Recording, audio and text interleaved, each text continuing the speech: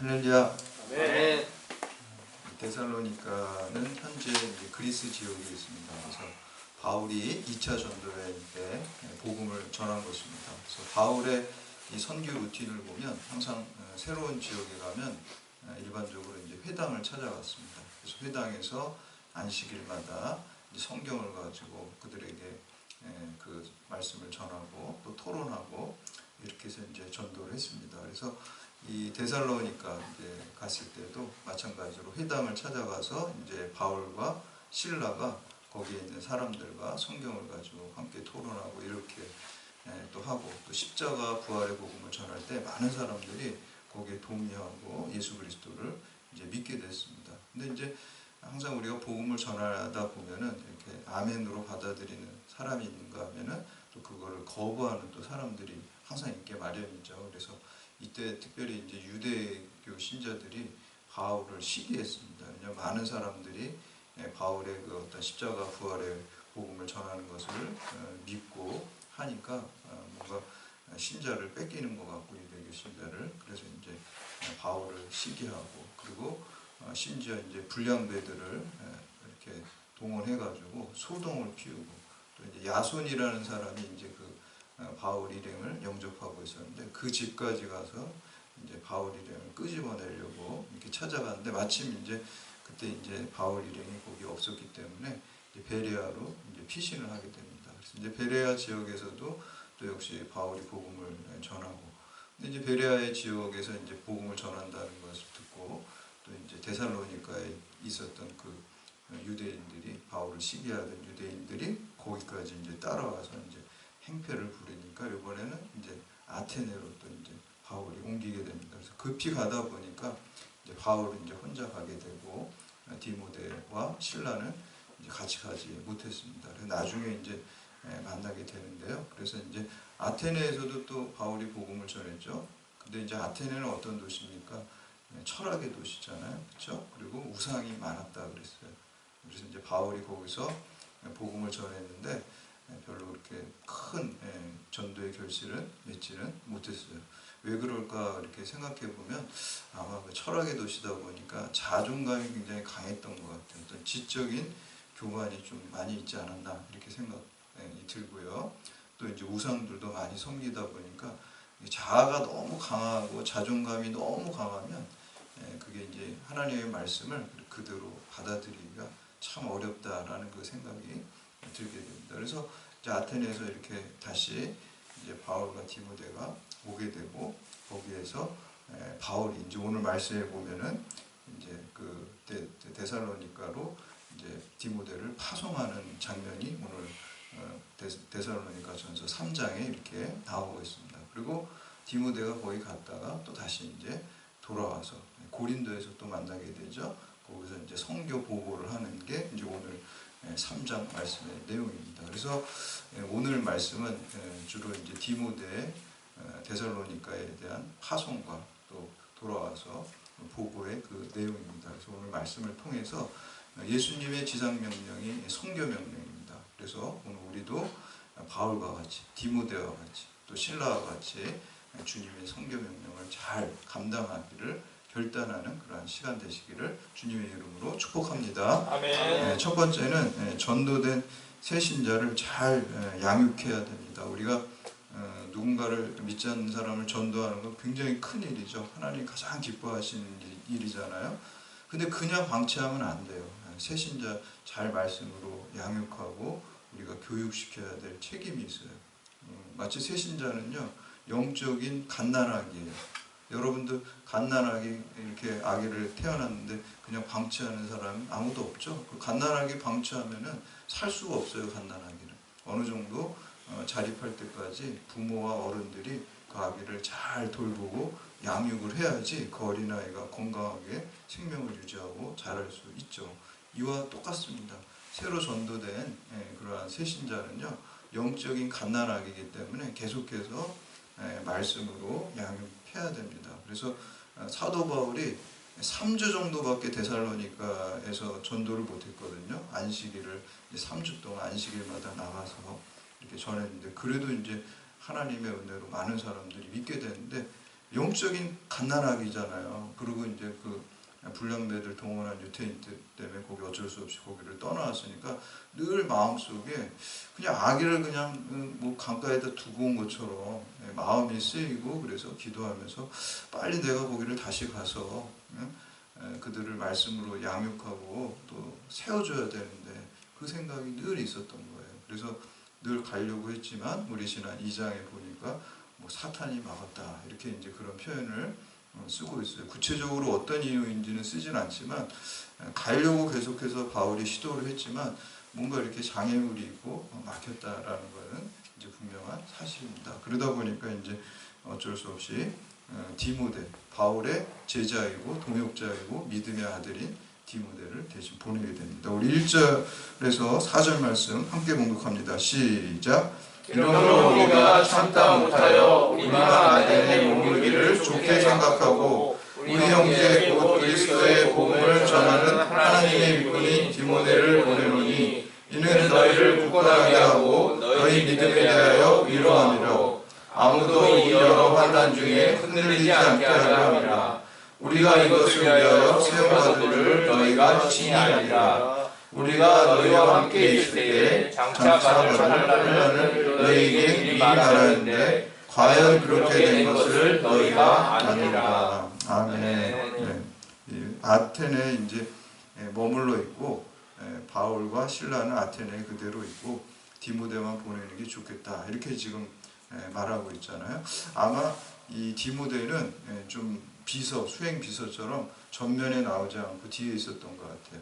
사도행전 16장에 보면은 빌립보에서 복음을 전할 때도 바울과 실라만 감옥에 붙잡혀 들어가죠. 디모데는 붙잡혀 들어가지 않았어요. 같이 있었지만 뒤에서 보이지 않게 했다는 거예요.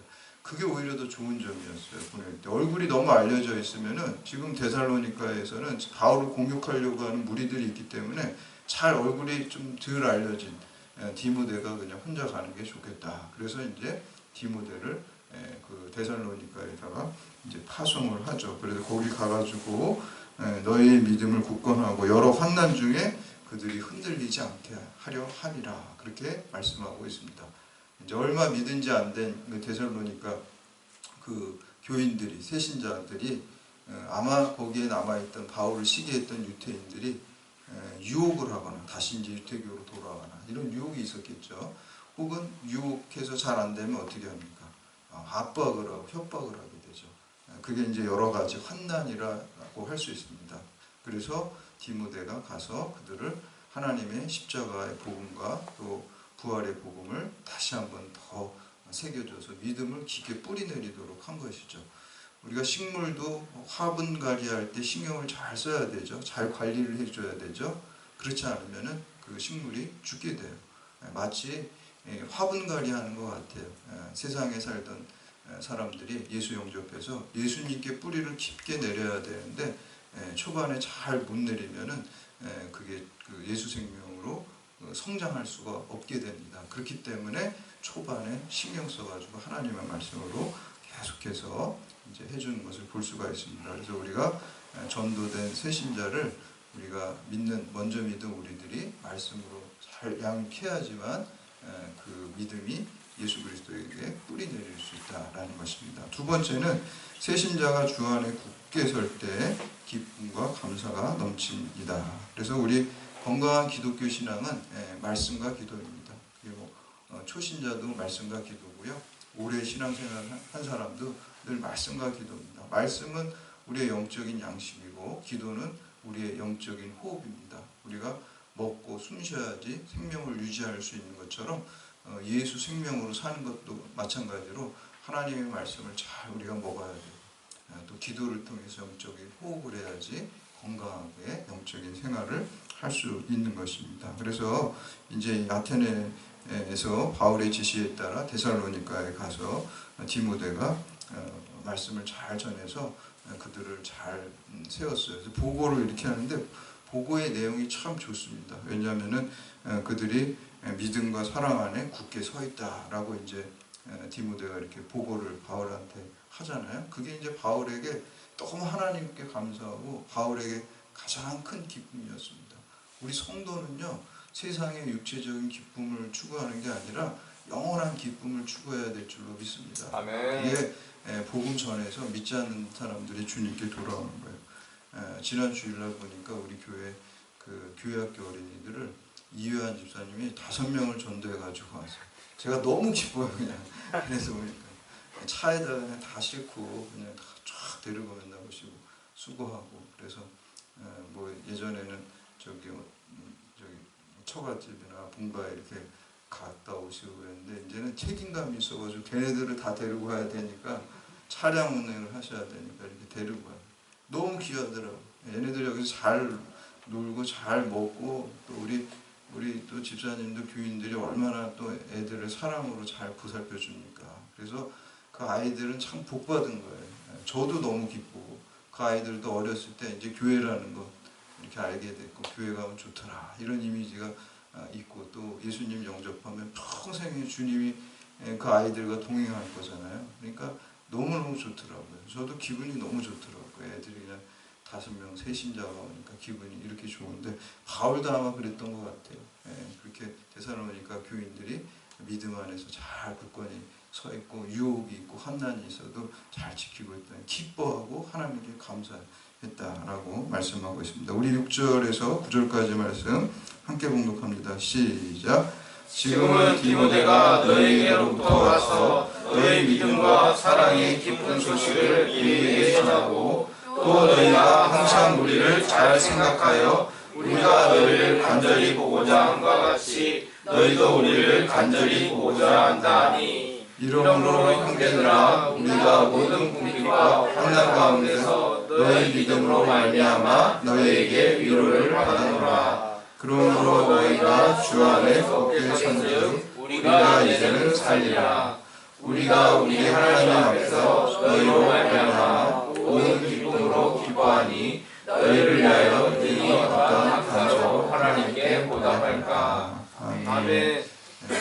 믿지 않는 자를 그리스도에게로 인도하는 것만큼 우리에게 기쁜 일이 없고, 또 하나님의 감사할 일이 없습니다. 가장 귀한 것이죠. 가장 기쁜 것이죠. 그래서 사도 바울은 바로 이 새신자가 주 안에서 굳게 세워질 때 기뻐하고 감사했습니다. 마지막으로 이제 세 번째, 우리는 밤낮 쉬지 않고 중보기도를 해야 합니다. 더츠 치즈 목사님의 하늘과 땅을 움직이는 중보기도라는 그런 책이 있습니다. 우리나라 말로 이렇게 번역이 되어 있는 책인데, 그분이 성경책을 보니까 뭐 구약이건 신약을 보니까 다 놀라운 기적의 역사는 하나님이 하시더라고요. 하나님 혼자 하시는 거예요. 홍해를 가를 때면 하나님이 혼자 하신 거지, 뭐 이스라엘 백성들이 물 이렇게 좀 떠가지고 다 도와준 거 아니잖아요. 하나님이 혼자 가르신 거예요. 죽은 나사로를 예수님이 살리실 때 옆에서 다른 사람들이 살아나라고 뭐 이렇게 뭐 도와주고 뭐 이렇게 나사로 이렇게 마사지 해주고 그런 거 아니잖아요. 예수님이 혼자 살리신 거잖아요. 그러니까 다 하나님이 혼자 하신다는 거예요. 근데 가만히 성경을 보니까 하나님이 혼자 하시는데, 어떻게 하나님이 하시냐면 성도의 기도를 통해서 일하신다는 거예요. 하나님이 기도하실 때 하늘과, 우리 성도들이 기도할 때 하나님이 이 하늘과 땅도 움직이신다. 그러니까 우리는 그걸 할 수 없지만 우리가 기도할 때 하나님이 일하신다는 거예요. 우리가 지금 이제 다니엘 기도회 여러분들 하시죠. 그래서 매일 듣고 계신 줄 믿습니다. 근데 첫째 날 우리 김은호 목사님 그 설교 말씀이 하나님으로 쉬지 못하시게 하라. 기도해가지고 하나님이 그냥 계속 역사하시라고 하는 거죠. 그래서 그 기도해야 됩니다. 에스겔서 36장 37절에 보면 이스라엘 백성들에게 하나님께서 이렇게 내가 그것을 말했으니까, 하나님 말한 게 뭐예요? 약속이죠. 약속했지만 그래서 내가 할 거라는 거죠. 하나님 신실하시니까 반드시 약속을 이루시지만, 그래도 너희는 내가 말한 것, 그 약속이 너희에게 이루어지기를 기도해야 할지니라 그랬어요. 참 은혜로운 말씀입니다. 이게 기도의 비밀입니다. 하나님이 약속하셨기 때문에 하나님의 약속과 성취는 두 개가 아니잖아요. 한 개잖아요. 그렇죠? 지금 우리에게 그 약속이 있지만 미래 하나님의 때 하나님의 방법으로 이루어지잖아요. 그게 한계입니다. 그렇지만 우리가 그 약속을 붙들고 하나님의 말씀이, 하나님의 약속이 이루어지기를 간절히 기도해야 할 줄로 믿습니다. 아멘. 하나님이 우리 가운데 일하시는 것입니다. 사도 바울도 그렇게 기도를 했어요. 우리 그 교우들, 데살로니가 교우들을 위해서 기도하고 또 중보 기도를 했던 거. 우리 10절에서 13절 말씀 함께 기도합니다. 시작. 주야로 심히 간구함은 너희 얼굴을 보고 너희 믿음이 부족한 것을 보충하게 하려 함이라. 하나님 우리 아버지와 우리 주 예수는 우리 길을 너희에게로 갈 수 있게 하시오며 또 주께서 우리가 너희를 사랑함과 같이 너희도 피차 안에 모든 사람에 대한 사랑이 더욱 많아지게 하사 너희 마음을 굳건하게 하시고 우리 주 예수께서 모든 성도와 함께 강림하실 때에 하나님 우리 아버지 앞에서 거룩함에 흠이 없게 하시기를 원하노라. 아멘. 사도 바울은 주야로 그냥 밤낮 그냥 간절히 기도했다는 거예요. 이기적인 기도가 아니라 이 데살로니가 교인들을 위해서 밤낮 쉬지 않고 간절히 기도했습니다. 기도의 내용이 이제 4가지인데 그들이 믿음이 부족하지 않도록 기도했고 또 다시 교회를 바울이 방문해서 또 말씀을 전하고 위로하고 권면할 수 있게 해달라고 기도를 했고요. 또 그 데살로니가 교인들이 하나님의 사랑으로 서로 사랑할 수 있게 해달라고 기도를 했고 또 그들이 예수님이 재림하실 때까지 종말까지 흠이 없고 말씀을 쫓아서 거룩하게 살 수 있게 해달라고 간절히 기도하는 것을 볼 수가 있습니다. 중보 기도가 우리가 중요합니다. 남을 위한 기도를 먼저 하십시오. 남을 위한 기도를 하면은 그 사람은 하나님의 뜻에 합당한 기도를 하기 때문에 그 사람 문제는 바로 하나님께서 더 해결해 줍니다. 중보 기도할 때 성령께서 역사하십니다. 아멘. 남을 위해서 기도할 때 하나님께서 우리를 통해서 더욱더 힘있게 일하시는 것을 볼 수가 있습니다. 아멘. 사무엘 선지자가 내가 기도를 쉬는 죄를 범하지 않겠다 이런 말씀을 하고 있죠. 근데 그게 일반적인 기도가 아니에요. 그 성경 말씀 보면은 그 말씀이 사무엘상 12장에 나오는데 사무엘 선지자가 현직에서 이제 물러나서 은퇴하는 고별 설교예요. 이제 이스라엘의 어떤 지도자로서 이제 자기가 물러나면서 마지막 고별 설교를 하는 그 내용이 내가 기도를 쉬는 죄를 범하지 않겠다 그랬어요. 무슨 기도를요? 자기 기도가 아니에요. 이스라엘 백성을 위한 기도하는 그 기도를 은퇴해서도 쉬지 않겠다는 거예요. 자기가 그 기도를 중보 기도를 쉬면은 그게 죄라고 생각합니다. 그래서 우리도 오늘 우리 나라 민족을 위해서 믿지 않는 자들을 위해서 우리 경찰을 위해서 경찰 대학의 복음화를 위해서 여러분 그 기도를 쉬지 않고 사무엘 같이 기도하시기를 바랍니다. 지금 여러 가지 이제 어렵지만 저는 우리나라가 이제 통일이 돼가지고 그냥 북한으로 러시아로 유럽으로 유럽도 지금 뭐 그냥 기독교 출석률이 거기가 5%도 안 된대요. 영국, 독일, 프랑스 뭐 이런 나라들이요. 이제 우리가 섬겨야 될 시기가 됐어요. 그러니까 쭉 나 예루살렘까지 예루살렘이 딱 끝이잖아요. 거기까지 우리 대한민국이 한국 교회가 다시 붕해서 통일이 돼서 그냥 쭉 나가가지고 땅 끝까지 유럽까지 또 예루살렘까지 다 복음하는데 우리 한국 교회가 크게 쓰임 받도록 우리 그리스도인들이 기도해야 될 줄 믿습니다. 기도하시고 그러면서 우리가 주님의 지상명령, 성교명령을 완수하는 우리 한국교회와 또 우리 경찰대학교의 교우들이 다 되시기를 주님의 이름으로 축원합니다.